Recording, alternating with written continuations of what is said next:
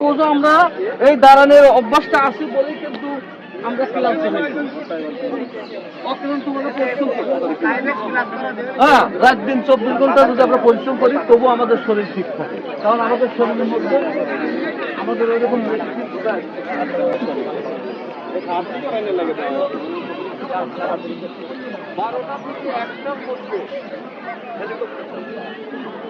বারোটা থেকে একটার মধ্যে হেলিকপ্টার যাচ্ছে। ওই সময় তোমরা মানে 30 জন ভলেন্টিয়ার ওই হেলিকপ্টারের চতুর্থ সাইড তোমরা ঘেরা করে রাখবে, ঠিক আছে?